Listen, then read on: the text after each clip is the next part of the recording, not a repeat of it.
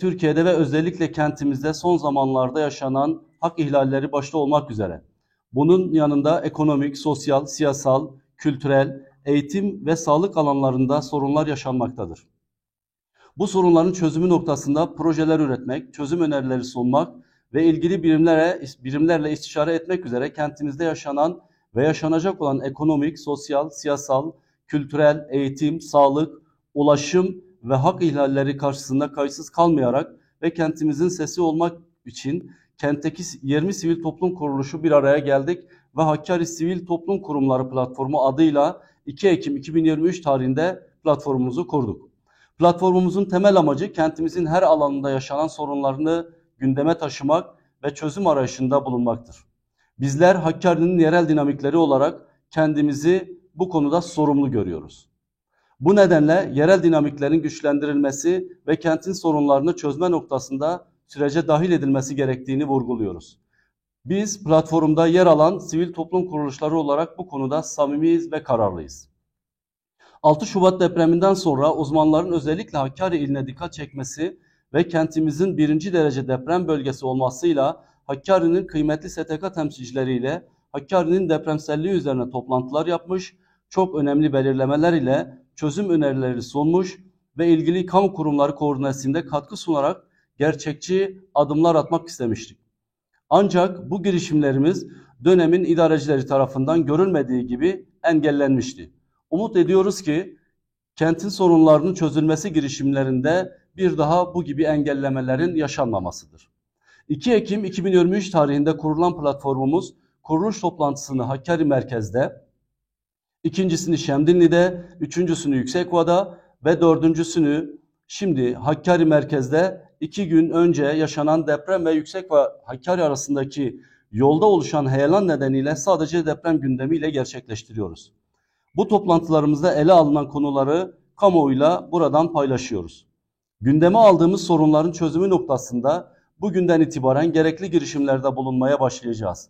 Bundan sonraki toplantılarımızı Derecik ve Çukurca ilçelerimizde de yapmayı planlıyoruz. Şu ana kadar yapılan toplantılarımızda ele alınan başlıca konular şu şekildedir. 1. Kentimizde yaşanan intihar vakalarına dikkat çekilmiş, konunun araştırılması ve önlem alınması için platformumuzca Baro, İHAD, ÖHAD ve SES'ten oluşan bir komisyon kurulmuştur. Komisyonumuz elde ettiği bulguları ilgili birimlerle paylaşmış ve çalışmalarına devam etmektedir. Hakkari'nin depremselliği ve afetselliği üzerine değerlendirmeler yapılmış. Platform bileşeni TMOP bu konuda hazırlayacağı rapor ile ilgili kurum ve kuruluşlarla koordineli çalışmalar yürütecektir. Hakkari'nin deprem gerçeği ortadayken ve daha 2 gün önce 5 defa depremle sallanan kentimizin bu önemli sorununa sessiz kalınmayacağı inancındayız.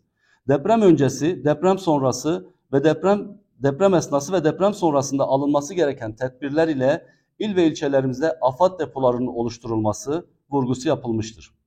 Depremle ilgili bilinçlendirme çalışmalarının yapılması kararlaştırılmıştır. Deprem konusunda ilgili kamu kurumlarının ziyaret edilmesi ve çalışmalara ilişkin çağrıda bulunulması karara bağlanmıştır. Aynı zamanda kısa, orta ve uzun vadede alınabilecek önlemler üzerinde değerlendirmeler yapılmış, il ve ilçelere bağlı mahallelerde kurtarma ekiplerinin oluşturulması ve bu ekiplere gerekli eğitimlerin verilmesiyle ekipmanların oluşturulmasına ilişkin kampanyaların başlatılması kararlaştırılmıştır. Kentimizde yaşanan çevre sorunlarına dikkat çekilmiş, ormanların yakılması, kesilmesi, tarihi yerlerin korunması ve restorasyonu, doğa tahribatının önüne geçilmesiyle ilgili çalışmalar yürütülecektir. Kentimizde yaşanan konut sorununa ve orantısız kira artışları ele alınmış, buna ilişkin çalışmalar yürütülecektir. Gençlerin işsizliği ve istihdamı ile çalışan emekçilerin sosyal ve sigorta hakları, aldıkları ücret sorunlarına dikkat çekilmiş, ilgililerle görüşülerek sorunun minimize edilmesi çalışmaları yürütülecektir. Her birimizin bir engelli adayı olduğumuzu hatırlayarak engelli vatandaşlarımızın yaşam sorunları ve karşılaştıkları engeller ele alınmış, konu hakkında Hakkari Gençlik ve Engelliler Derneğimizin hazırlayacağı rapor ışığında çalışmalar yürütülecektir. Kentimizde taşımalı eğitim oranı %70'lerdedir. İlimizin coğrafi şartları ve ulaşım şartları da göz önüne alındığında taşımalı eğitimde olumsuzluklar sık sık yaşanmaktadır. Konu platform toplantımızda ele alınmış, Eğitim Sen Hakkari Şubesi'nin konuyla ilgili hazırlayacağı rapor ışığında çalışmalar yürütülecektir. Sınır kapılarımızda yaşanan hak ihlalleri ve ticaretin önündeki engeller ele alınmış, gümrük kapılarının altyapı sorunlarının giderilmesi ve 7/24 uygulamasına geçilmesi çalışmaları yürütülecektir. İlimiz ve ilçelerimizde yaşanan sağlık sorunları, hastanelerimizde ekipman ve branş doktor eksikliği konularına dikkat çekilmiş, konu hakkında SES Hakkari Şubesi'nin düzenleyeceği rapor ışığında çalışmalar yürütülecektir. Kentimizde madde bağımlılığı artmıştır. Bu konuda çalışmalar yürütmek üzere kentin sosyolog, psikolog ve uzman kişilerle görüşmeler yapılacak ve çözüm önerileri sunulacaktır.